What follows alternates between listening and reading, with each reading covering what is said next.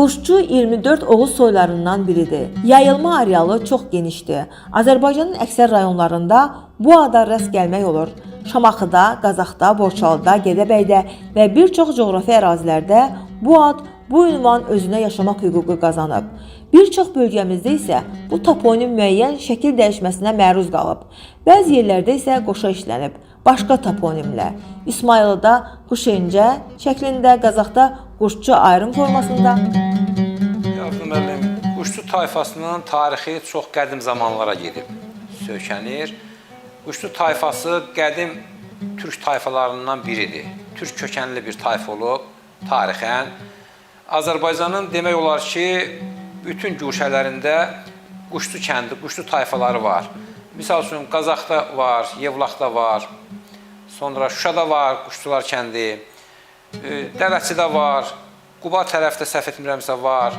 Ümumiyyətlə, bütövlükdə götürəndə digər yerlərdə də Quşçu kəndləri var. Kərkükdə Quşçuların yaşadığı ərazilər çox böyükdür. Mən YouTube kanallarında bir neçə dəfə dinləmişəm. Orada deməli Quşçuların yaşadığı böyük bir ərazi var. Digər Suriyada indi o Bayır-Buzaq bölgəsində, orada misal üçün tayfa var. Vaxtilə ora gediblər, orada yaşayıblar, qalıblar, qaynayıb qarışıblar, amma yenə də öz köklərini itirməyiblər. Yəni bugün də öz ana dillərin, o türk dilin, öz o tayfasının, soyunun adını qoruyub saxlayıblar. Yəni Quşçu tayfasının məşğuliyyəti ta qədim zamanlardan maldarlıq olub əsasən. Əsasən maldarlıq olub, köçəri maldarlıq.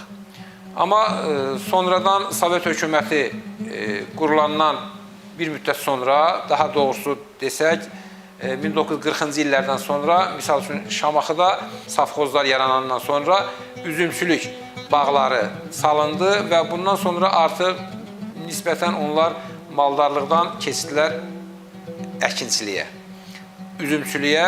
Yəni bir müddət Sovet hökuməti dağılana qədər demək olar ki, Şamaxıda digər kəndlər kimi Quşçu kəndi də deməli üzüm əkib becərməklə məşğul oldu. Yəni Quşçu tayfasının o dərinliklərinə varsaq görərik ki, doğrudan da çox böyük bir tayfa olub. Şahlar Cəbrayılov əslən Şamaxının Quşçu kəndində dünyaya gəlib. Ya zəlzələdən, ya vəlvələdən Sabirabad rayonunun Nizami kəndinə köç eləyiblər. Bu deyəsən zəlzələdən deyil, bu köç vəlvələdən olana oxşuyur. İxtisasca tarixçidir Şahlar Cəbrayılov. Bakı Pedaqoji Universitetin Tarix fakültəsini bitirib. Kəndə müəllim kimi qayıdıb. Sonra həmin məktəbin direktoru təyin olunub. İndi Şamaxıda götürəndə bir kənddir, amma Quşçu tayfası çox böyük bir tayfadır. Misal üçün, Tovuzda aşağı Quşçular, yuxarı Quşçu kəndi var. Sonra Tovuzun Gədəbəyə gedən yol var. Orada aşağı Quşçudan yol dönür Tovuzda, Gədəbəyin Qaralar kəndinə. Bax, o yolun üstündə 17 para kənd var. Onların hamısı Quşçu cəmaətidir. Qızıl Hacılı, Çataq bölgəsi. Onların hamısı orada yaşayan 17 para kənddir. Nisbətən kiçik kənddir hamısı, amma Quşçu cəmaətidir.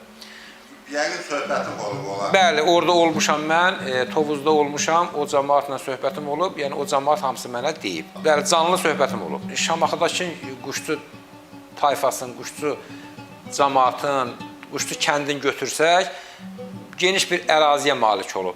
Misal üçün, biz götürək xanlıq dövrün.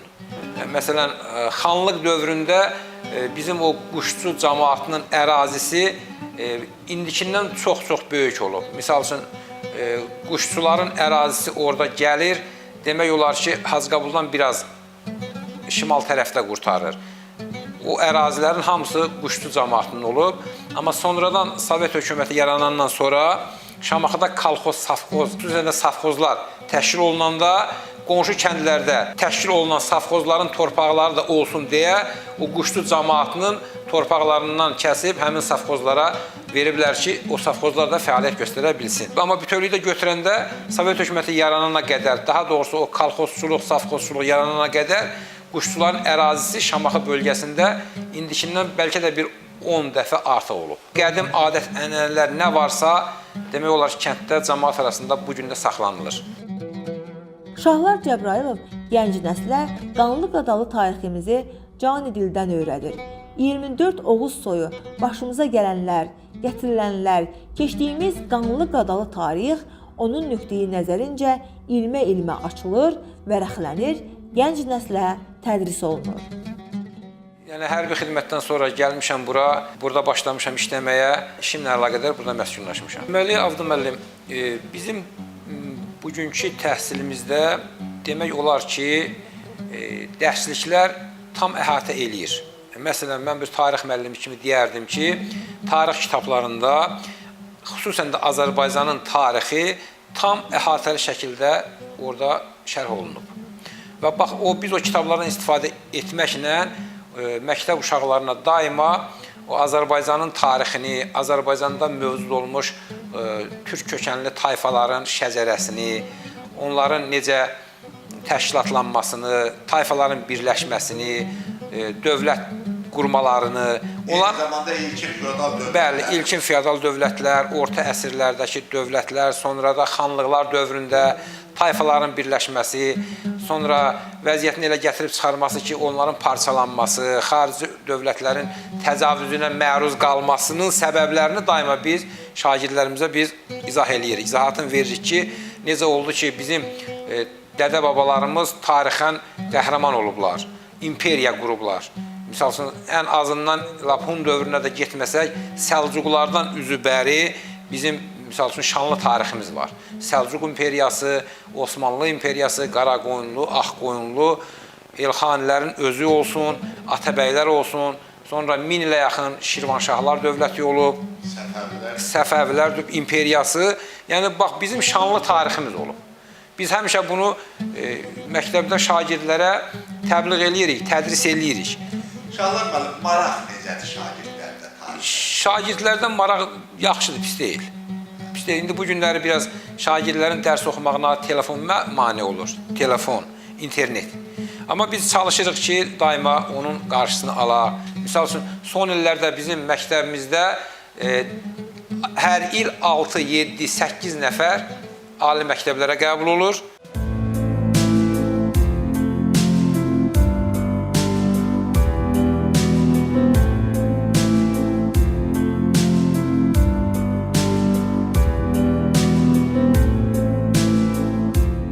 Zəngəzur dəhlizində o doğmalığımıza, İrəvana, ümumiyyətlə dünyaya açılan qapıdır. Bəli, Türk dünyasına açılan qapıdır. Qapıdır.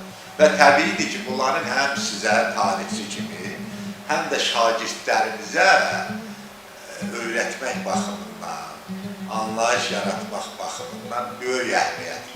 Bu mənada Zəngəzur dəhlizindən danışmaq istəyərdim sizdən bir tarixçi kimi. Zəngəzurdur, Şərurdur, Dərələyəzdir, Vedibasardır, Zəngibasardır, Göyçədir. Bu ərazilər bizim ata-baba torpaqlarımızdır. Yəni, son 200 ilə qədər orada erməninin ləpri belə olmayıb. Bizim dədə-baba torpaqlarımız olub. Özü də, Avdın müəllim, mən 1903-cü ilin xəritəsinə bir dəfə baxdım. Hələ Sovet hökumətindən qabaq, Çar hökumətinin. Azərbaycanda ən çox məskunlaşan ərazi, torpaq gördüm Qarabağla Zəngəzur ərazisini, Göyçə. Misal üçün, həmin 1903-cü il xəritəsinə baxanda görürəm ki, Şirvan bölgəsində, Bakı, Şamaxı bölgəsində, Mərkəzi Aran bölgəsində məskunlaşma azdır. Məsələn, kəndlərin arasında xeyli boş ərazilər var. Amma həmin o dövrdə, hələ keçən əsrin əvvəllərindəki o xəritəyə diqqət yetirdim. Gördüm ki, bizim soydaşlarımızın orada yaşayış məskənləri çox olub. Sıx olub. Sıx olub, bəli. Çox, misal üçün, baxırsınız, görürsünüz ki, kəndlər bir-birinə söykənib. Yəni, bu hamısı bizim soydaşlarımız olub, bizim dədə-baba, ata-baba torpaqlarımız olub. Amma çox təəssüflər olsun ki, sonradan bu Rusların gəlib bura çıxmasından sonra Ruslar burada bölgədə bir münaqişə ocağı yaratmaq üçün, bizim daima daxili işlərimizə qarışmaq üçün erməni kafirlərin gedib başqa ərazilərdən yığıb gətirib, orada bir erməni əyalətini təşkil edilər ilk öncə, Çar Rusiyası. Erməni əyalətini təşkil edilər və başladılar ora erməniləri gətirib yığmağa. Özdə erməniləri gətirib ora köçürməklə də bizim yerli cəmaatımızı, o soydaşlarımızı oradan sıxışdırıb çıxarmağa başladılar. Erməniləri gətirib boş ərazilər oradan da məskunlaşdırmadı Ruslar. Gətirib bizim cəmaatımızı, soydaşlarımızı köçürtdülər və o hazır evlərində yerləşdirdilər. Misal üçün, bax, buna sübutdur, Şamaxıda 6 erməni kəndi var idi. 6 erməni kəndi var idi. 1988-89-cu ilə qədər özdə elə idi ki, Şamaxının ən yaxşı yerlərində, Şamaxının ən səfalı yerlərində erməni kəndləri var idi.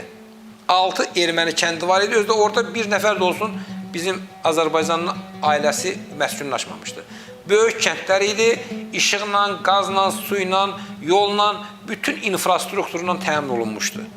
Şamaxıda digər kəndlərə qaz verilməmişdi, amma bütün erməni kəndləri qazlaşdırılmışdı. Məktəbləri müasir tipli idi, yolları, küçələri, hər bir şəraitləri var idi. Şəraitlə təmin olunmuşdular. Onlar nə vaxt köçürülmüşdü? Onlar 1-ci Pyotrun dövründə. Deməli, 1-ci Pyotr ilk dəfə 1722-ci ildə Xəzər sahili bölgələrə yürüş eləyəndə, Xəzər sahili bölgələri Dərbənd, Quba, Bakı, Salyan, Lənkəran, Astara, hətta Gilana qədər ərazini işğal elədi.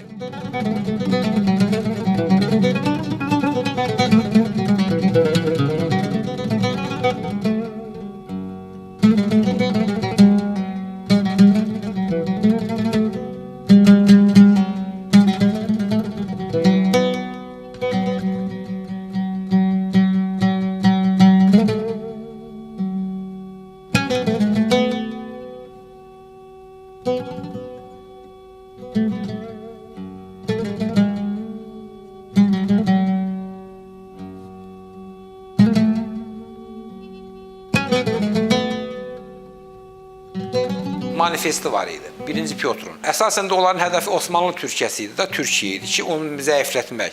Daima Səfəvilərlə Türkləri, Osmanlıları qarşı-qarşıya qoymaq üçün məzhəbdən istifadə olunsun, ermənilərə şərait yaradılsın burada, ermənilərdən onlara qarşı istifadə olunsun və burada bir münaqişə ocağı yaradılsın.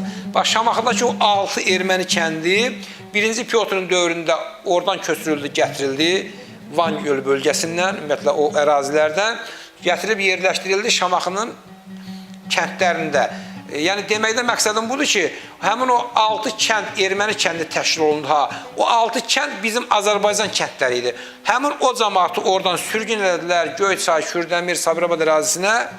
Həmin o kəndlərdə erməniləri yerləşdirdilər, hazır evlərdə, hazır kəndlərdə. Pyotrun manifesti deyirsiniz. Bəli. Ona Pyotrun vəsiyyətləri də. Bəli, vəsiyyətlər də, Pyotrun vəsiyyətləri də var idi ki, yəni siz daima, onun da vəsiyyətindən biri o idi ki, İstanbulu almalıyıq biz. İstanbulu Ruslar, bəli, İstanbulu biz almalıyıq. Onun planı o idi və deyirdi ki, biz bura müdaxilə etmək üçün mütləq Səfəvilərlə Osmanlılar arasındakı məzhəb çatışmasından istifadə etməliyik. Şiə-Sünni söhbətindən istifadə. Özdə 1-ci Pyotr bura yürüş eləyəndə həmin o manifestində yazırdı ki, biz gəlirik şiələri, Cənubi Qafqazda şiələri sünnilərin zülmündən qurtarmağa. O adla gəldi ki, biz işğalçılığa gəlmir. İşğalçılıq əməlini pərdəliyirdi həmin o şüarla. Zəngəzur bizim ata-baba torpaqlarımızdır. Biz mütləq Zəngəzura qayıtmalıyıq. Cənab Prezident İlham Əliyevin də məşhur bir kəlamı var ki, biz ora silahla yox, biz ora avtomobillə geçəcəyik, biz ora öz ata-baba yurdumuza geçəcəyik, ziyarət edəcəyik oranı, orada biz olacağıq. Çünki bizim torpaqlarımız da ora. Yəni bu günləri Azərbaycan torpaqların bütövləşdirib. Düzdür, indi o BMT-nin tanıdığı əraziləri Cənab Prezidentin rəhbərliyi altında bütövləşdirmişik. Yəni bu günləri bizim işğalda belə beynəlxalq hüquq nöqteyi nəzərindən desək, bizim işğalda torpaqlarımız qalmayıb. Azərbaycan unitar dövlətdir. Sabirabaddan Naxçıvana mən gedə bilmirəm bugün. Naxçıvan bizim ərazimizdir, torpağımızdır, dövlətimizin tərkibindədir, öz ata-baba yurdumuzdur. Yəni bugün bizim də ərazimizdir, qanunu.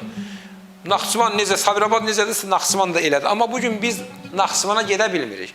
Naxçıvana getmək üçün gərək ya biz uçaqla gedək, ya da biz gedək keçək İrana, İrandan Türkiyəyə, Türkiyədən Naxçıvana qayıdaq. Yəni bax belə bir vəziyyətdə aranı kəsən də. Bəli, aranı kəsən də Zəngəzur ərazisinin Ermənistan işğalında olmasıdır.